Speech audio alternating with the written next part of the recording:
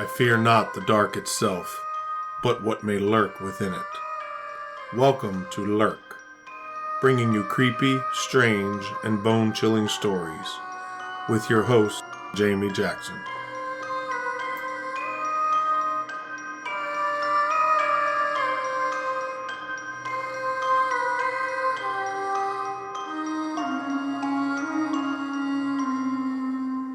Hey lurkers, welcome back. I have been MIA lately. The last you probably heard was that Angus was on the wait and see if he lives list because he ate crap he shouldn't have and had to have surgery that was really expensive. He is fine. He made it through his 14 days. He got his staples out. He's eating normally, and he's back to eating crap he shouldn't be eating. So that's fun. Today we have a mysterious disappearance case, or missing 411, as they are sometimes called. Though I will say I don't particularly care to be linked with the missing 411 type stuff, because when you do your own research, you find out that there is a lot of information that actually points to a clear reason why somebody disappeared. Not all the time, but sometimes. Also, I have found that there's a lot of information that is missing from the missing 411 information.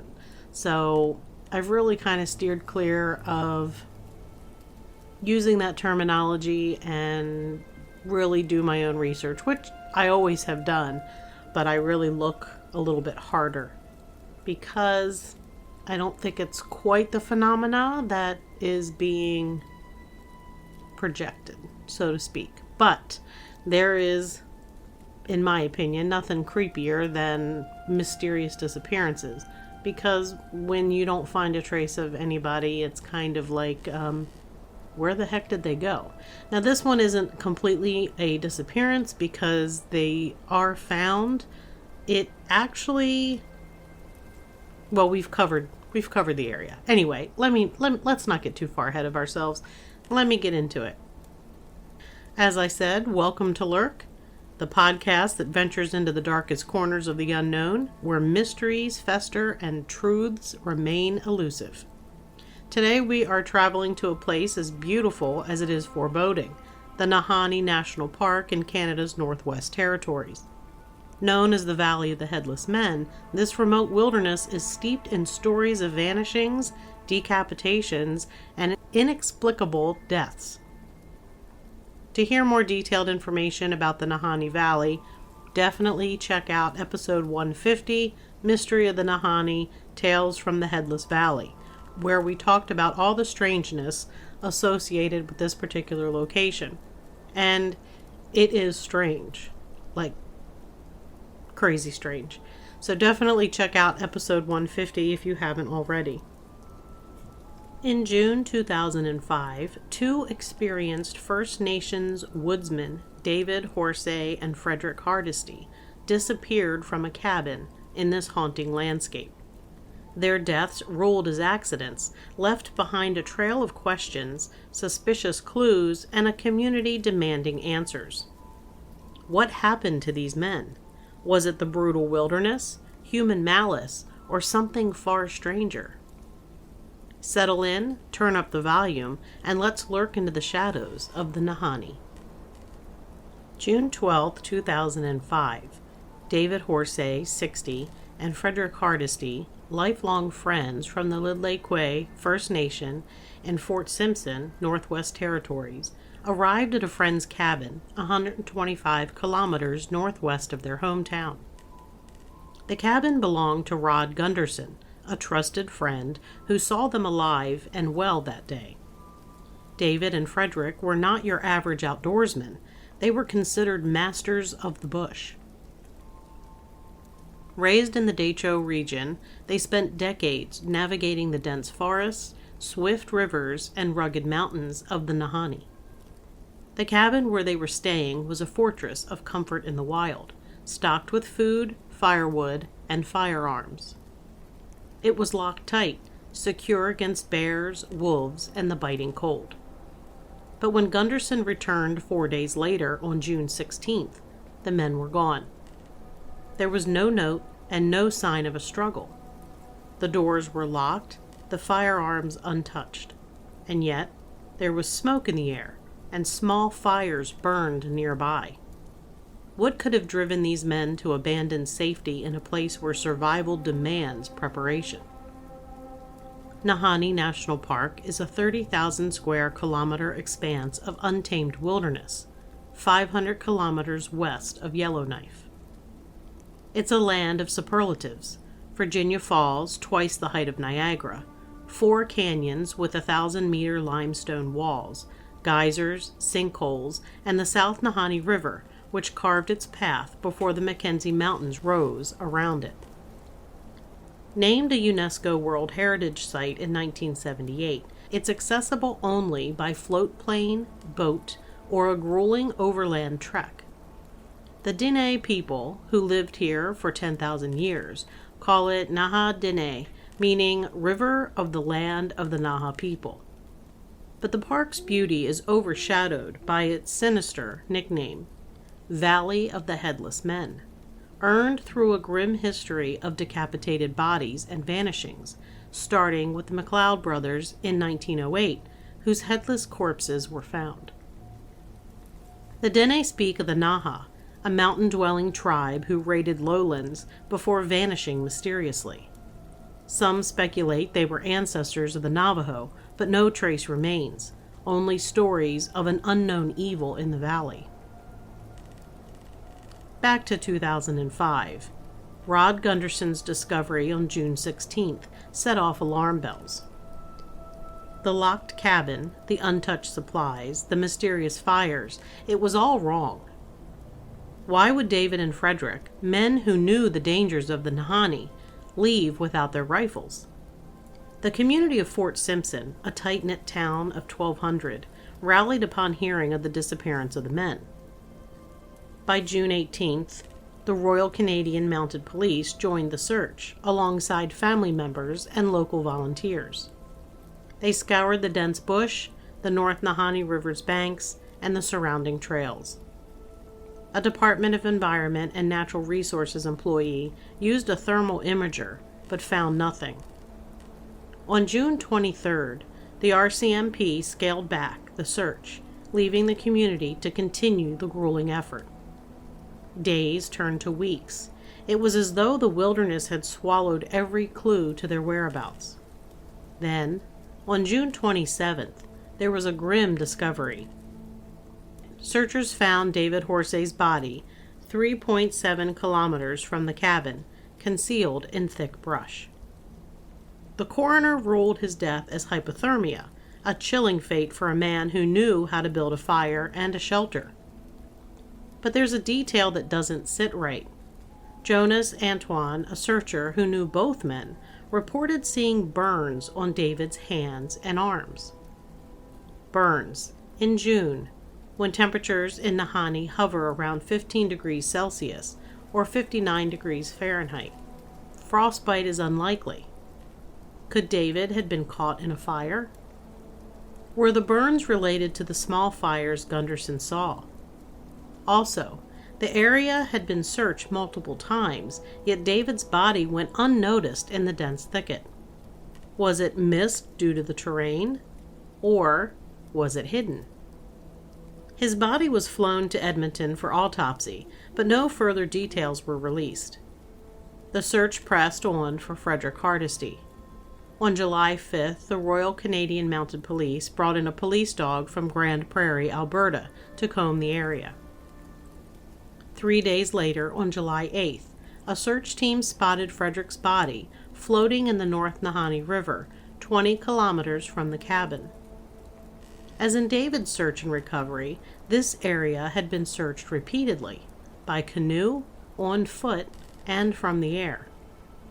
The coroner ruled his death a drowning, but the families, devastated and skeptical, pointed to unsettling evidence. Robert Hardisty, Frederick's brother, told CBC News in 2018, "There's too much evidence they didn't look at that we found." He described finding Frederick's shirt with a large hole, like a shotgun blast. A shotgun blast. That's not a detail you typically associate with drowning. And what about the locked cabin, the firearms left behind, the smoke and the fires? The official narrative just felt incomplete. Rosemary Gill, David Horsey's sister, said in a 2018 CBC interview, "How could two men in one weekend both die, one in the river and one in the bush? It's very unsettling. There's no closure." Rosemary's words resonated deeply.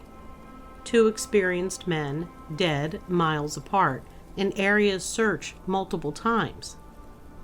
The RCMP, led by Constable Brad Parker, maintained there was no foul play.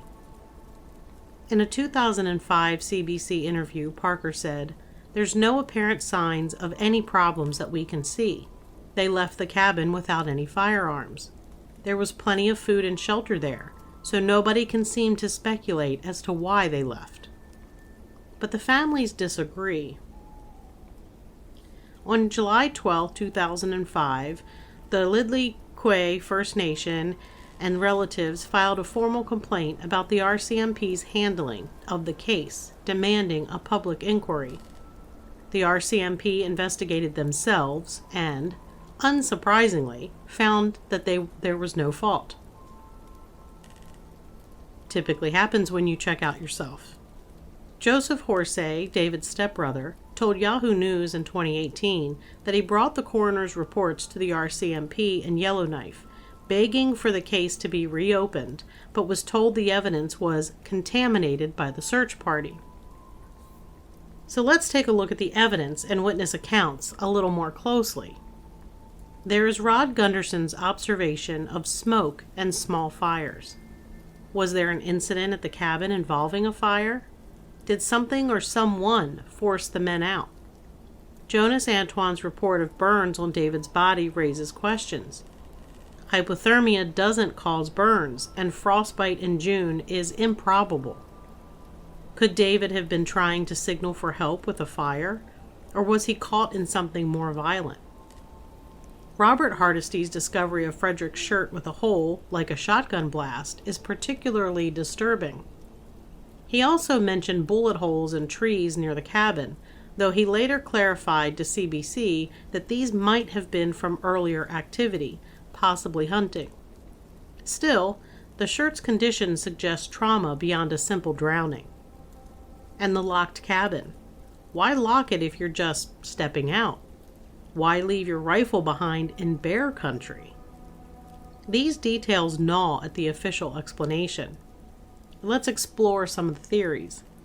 First, the RCMP's version. David and Frederick left the cabin for unknown reasons, got disoriented, and succumbed to the elements. David died of hypothermia in the bush, Frederick drowned in the river. The Nahanni is brutal. Swift currents, dense forest, and unpredictable weather can overwhelm even the most experienced. But this theory struggles to explain the burns, the shirt, the fires, and the locked cabin. Could they have been intoxicated, as some speculate, leading to poor decision-making? It's possible, but both men were described as seasoned, not prone to recklessness. Another theory is that they were victims of foul play. The hole in Frederick's shirt, the burns on David, and the bullet holes in trees hint at possible violence. Robert Hardisty's comment about the shirt suggests a weapon was involved.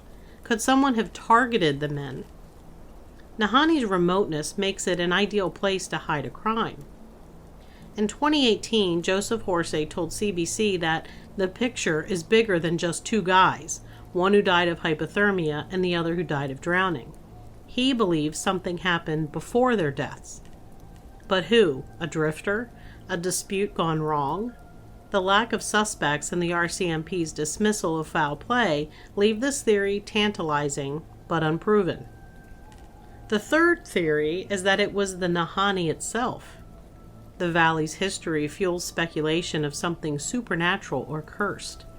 The Dene tell of the Naha, a tribe that vanished after raiding lowlands, leaving behind legends of an evil presence. One person familiar with the area commented that the murders sound supernatural. Apparently that place is cursed. The McLeod brothers' headless bodies in 1908, Martin Jorgensen's decapitated remains in 1917, and other vanishings, like Annie Lafferty in 1926, add to the lore. You can hear about those in episode 150. I did talk about those. Some compare this case to the Dyatlov Pass incident, where 9 hikers died in bizarre circumstances in 1959. Both involved experienced outdoorsmen, strange physical evidence, and no clear answers. And not to go off topic, but I'm actually listening to a 2-part episode from Buried Bones, which is a true crime podcast with my favorite, Paul Holes, and it's an interesting look because they're looking at it as a mysterious death without bringing in all the crazy theories right away. So it was interesting hearing Paul Holes' take on the injuries. It's just a different look because every time I've heard about the Dyatlov Pass story, it's always been with all of the crazy supernatural theories. But they did talk about the burns on the bodies. The bodies were burned in the Dyatlov Pass, just like one of the bodies here. So just throwing that in there. Check that episode out. Part 1 I just listened to today. Part 2 is not out until I think next week. So could the Nahanni harbor something beyond explanation? Be it a malevolent force, a hidden tribe, or even, as some fringe theories suggest, a lost world with prehistoric creatures. Yes, you heard me right. If you didn't listen to episode 150, there is also that theory that there is a secret, hidden world with dinosaurs. This place has everything. I'm not joking. I'm skeptical, but the Valley's track record makes you wonder. Another critical angle is systemic issues. David and Frederick were First Nations men, and their families have accused the RCMP of mishandling the case. It was noted, quote, "There's a lot of issues regarding justice for First Nations people," end quote. Canada has faced criticism for its handling of missing and murdered Indigenous people, particularly women and girls, but men are also often overlooked. This is not just for Canada, this is true also for the United States. Robert Hardisty told CBC in 2018, "It's like Freddy calling out for help or something, and you can't do nothing." The RCMP's quick dismissal of foul play, their self-investigation, and their claim that evidence was contaminated by searchers feel like roadblocks to justice. Could bias or limited resources have led to a less thorough investigation? The families believe so, and their 2005 complaint reflects a broader distrust of authorities. Let's take a look at the historical aspects of the Nahanni's mysteries, which I think are important in this case. The Valley of the Headless Men moniker stems from the 1908 discovery of Willie and Frank McLeod, prospectors whose headless bodies were found by their brother Charlie. The Klondike Gold Rush lured many to the Nahanni, but few struck it rich. Instead, they left behind tales of burned cabins and missing heads. In 1917, Swiss prospector Martin Jorgensen was found decapitated near his burned cabin. In 1936, prospectors Joe Mulholland and Bill Epier vanished. Their cabin was also burned. Dene oral history speaks of the Naha, a fierce tribe who disappeared around the mid-20th century, possibly migrating south. Some link them to the Navajo, giving linguistic ties between Dene and Athabascan languages. These stories frame David and Frederick's deaths as part of a chilling pattern. Recent updates to the case offer little resolution. In 2018, Joseph Horsesay and Rosemary Gill renewed calls to reopen the case, presenting coroner's reports to the RCMP. they were rebuffed, with authorities citing contaminated evidence. The First Nation continues to advocate for a public inquiry, but as of 2025, the case remains closed. In August 2014, Reddit users discussed the case, with some urging amateur sleuths to investigate Nahanni's history further, though no new evidence has surfaced. The family's fight for closure persists, a testament to their love for David and Frederick, and their refusal to accept an incomplete story. David Horsesay and Frederick Hardisty were pillars of Fort Simpson, hunters, storytellers, and friends. Their deaths shattered a community and left families grappling with grief and suspicion. Rosemary Gill's words, "There's no closure," echo the pain of unanswered questions. Joseph Horsay's plea, "They have definitely let us down," speaks to the betrayal by the system. Robert Hardisty's haunting image of Frederick, calling out for help, lingers. These were men who knew the land, yet the land, or something in it, claimed them. Were they victims of a tragic misstep, a hidden assailant, or Nahanni's dark legacy? The valley holds its secrets tightly, its canyons and rivers whispering tales of loss. That's all for this episode of Lurk. If this journey into the Nahanni shadows left you hungry for more, head over to our website, lurkpodcast.com, where you can dive deeper into the mysteries we explore. There you'll find links to our social media pages. Follow us on platforms like Twitter, Instagram, and Facebook to join the conversation and share your theories. Check out our blog for exclusive content, and don't forget to sign up for our newsletter on lurkpodcast.com to get the latest episode drops, special announcements, and a peek into what's lurking around the corner. If you love this episode, please rate and review us on your favorite podcast platform. It helps us reach more curious minds like yours. It also gives me a little bit of reassurance that somebody's listening and I don't suck as bad as I think I might. Next week, we'll unravel another mystery that'll haunt your dreams. Until next time, stay vigilant, stay curious, and keep lurking.